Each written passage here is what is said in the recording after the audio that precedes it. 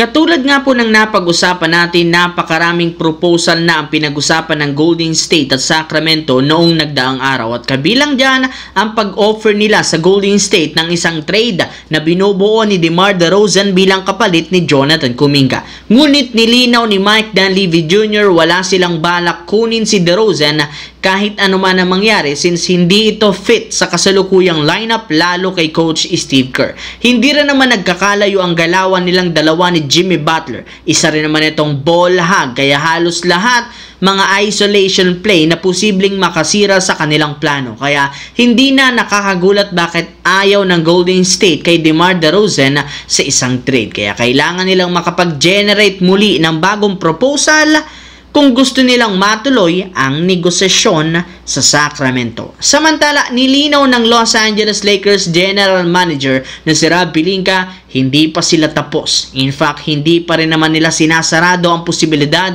na mag-sign ng bagong player. Maaari rin naman nga silang magtanggal, mag-trade ng ilan sa mga role player na inaasahang hindi makakatulong kina Luka Doncic at LeBron James. Base sa source, as of now, 3 player ang pinag-iisipan tanggalin ng team bago matapos ang off-season. Ito ay sina Gabe Vincent, Dalton Keunig at si Maxi Kleber. Kapag na-trade nila ang mga ito, magkakaroon sila ng bakanting pwesto sa lineup at makakabuo ng mas malaking cap space na maaari nilang magamit sa pag-sign ng ilang mga malalaking pangalan na available pa sa free agency market at maging sa buyout. Maging ang ilang mga players na posibleng i-buyout sa mga susunod na linggo, posibleng makuha nila para papirmahin at para makatulong kina LeBron James at Luka Doncic sa susunod na kampanya. Sa kabilang banda, though hindi pa nagtatagal ang pananatili at paglalaro ni De'Aaron Fox sa lineup ng San Antonio Spurs,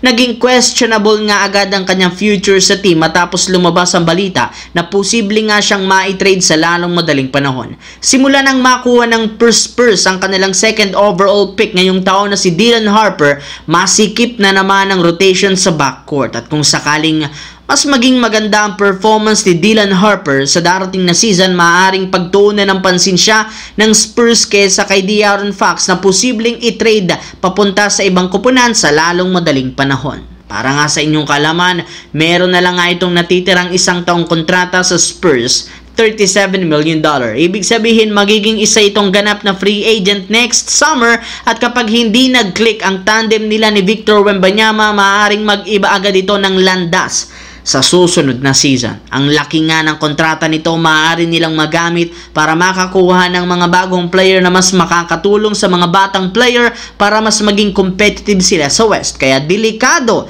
si De'Aaron Fox na ma-trade ng San Antonio Spurs either ngayong off-season o di kaya sa trade deadline.